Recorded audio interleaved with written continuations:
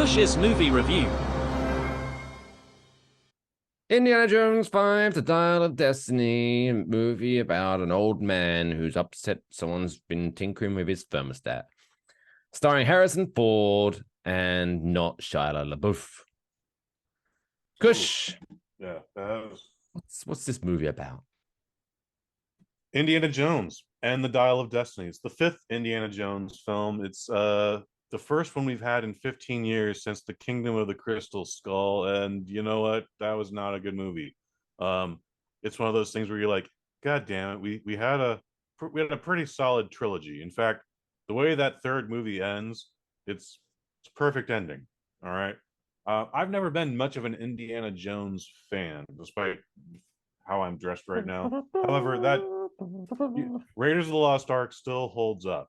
Like I What's the stayed one with up the late one Nazi's night. face melting? That was a good one. That was the one with the Nazis face melting. Yes, sir. I stayed up late one night, got through an awful 3 hour episode of Raw, and then like, and now we're gonna play Raiders of the Lost Ark. And you know what? The first 20 minutes, dude, that shit is like still intense. For a movie in 1981 that I don't really have fond feelings for, shit holds up. Um, Temple of Doom, which is the second one. Boy, there was a good chunk of time where that was the worst Indiana Jones film, and now it smells like a bouquet of roses because we have Kingdom of the Crystal Skull and now the Dial of Destiny. By the way, Dial of Destiny much better than Kingdom of the Crystal Skull, but that's not really saying much. Um, I know folks were excited about this. I know folks who were excited about this, and my attitude about it is like, if you want to do more Indiana Jones movies, I'm fucking down. But I don't want to see my 80-year-old grandfather get assaulted by Nazis repeatedly. And that happens throughout the entire film. By the way, he gives it as good as he takes it. Like, he one punch knockouts for everybody from Indiana Jones. 80-year-old grandpa is just knocking hoes out, like left and right. It's not even an issue. Um, period PG-13. It is directed by James Mangold, who you know from the Logan movie.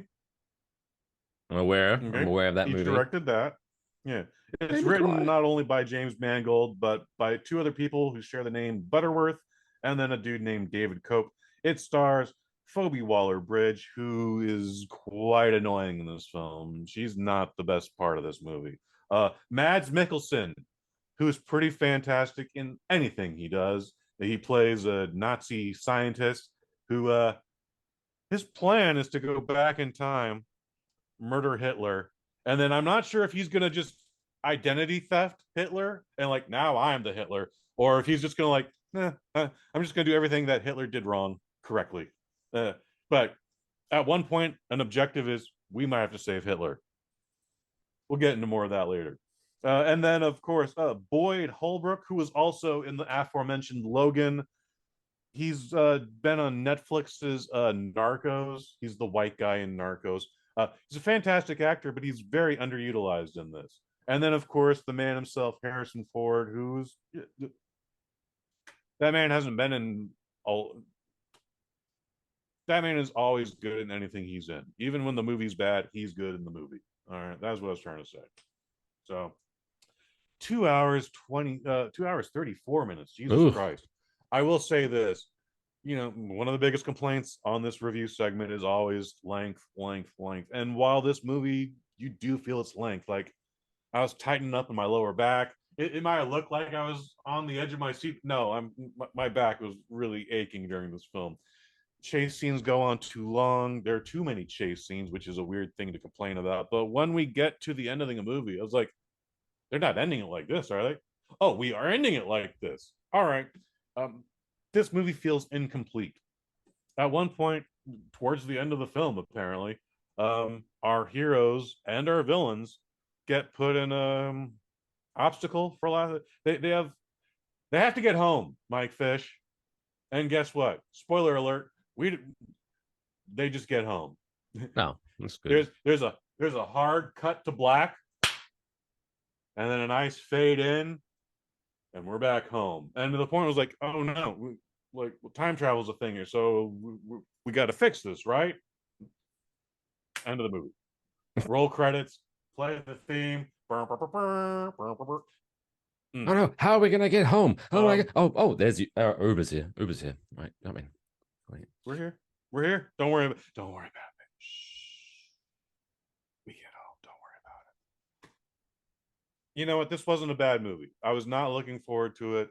A lot of people though are giving that ending a pass, and I'm still not going to tell you necessarily what happens. I'm not trying to spoil things, but it's it's a bullshit ass ending, dude. It's How's it's not good. Harrison Ford keep up in his youthful age? Thank goodness for movie magic because Harrison Ford can outrun cars at 80. I can't outrun a car. But sure enough, he sees some people steal fake short round. They throw him in a van and they turn a left corner. And here's like, well, there's an alley over here. And then he runs. And sure enough, the next cut is he gets out of the alley. And sure enough, that car makes a right turn and goes up the road. And he's like, to be fair, I can't get him now. But it was like, you really just outran a car for one block. No, And now you're sir. just giving up? No. No. I'm we shouldn't have even been. He should have just been like, "There's no way I'm gonna fucking run them." Like, At so my age. it's With my back. My knees.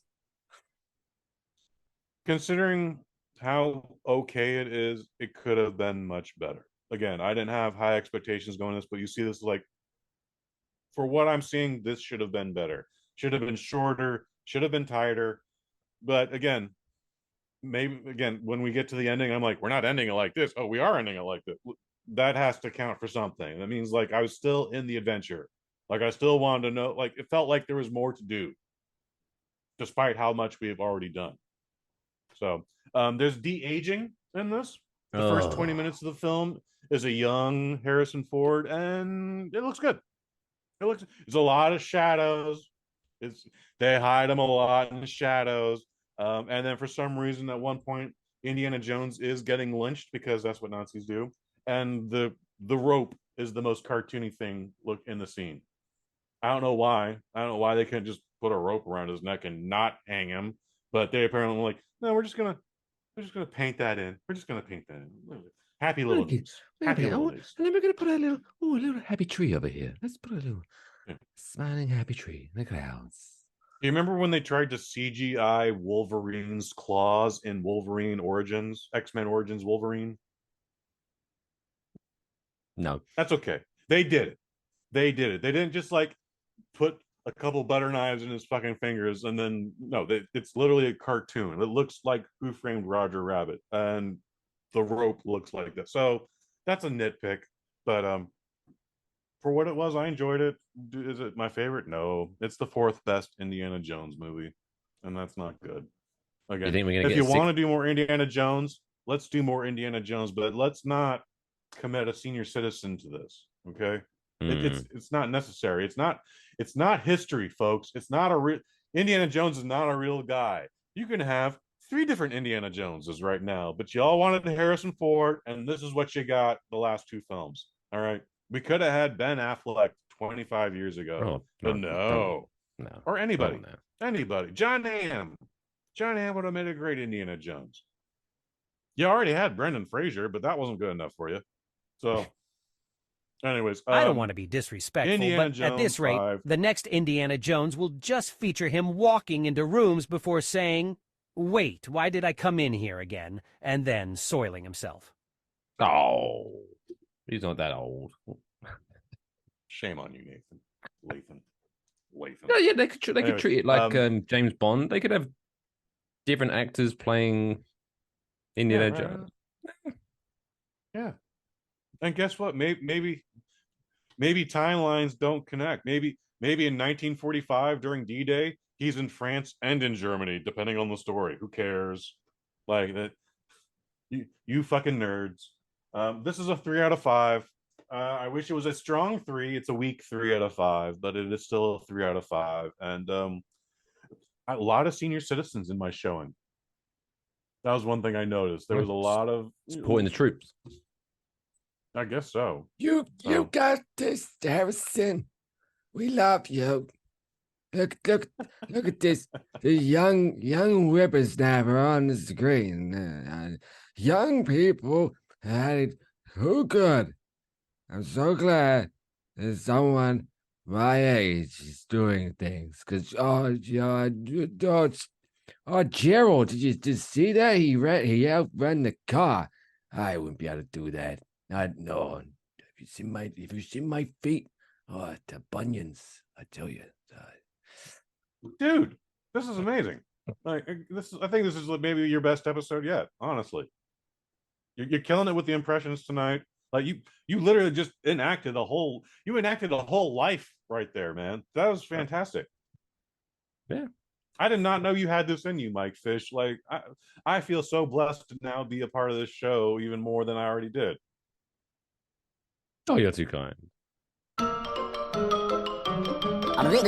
That's all, folks.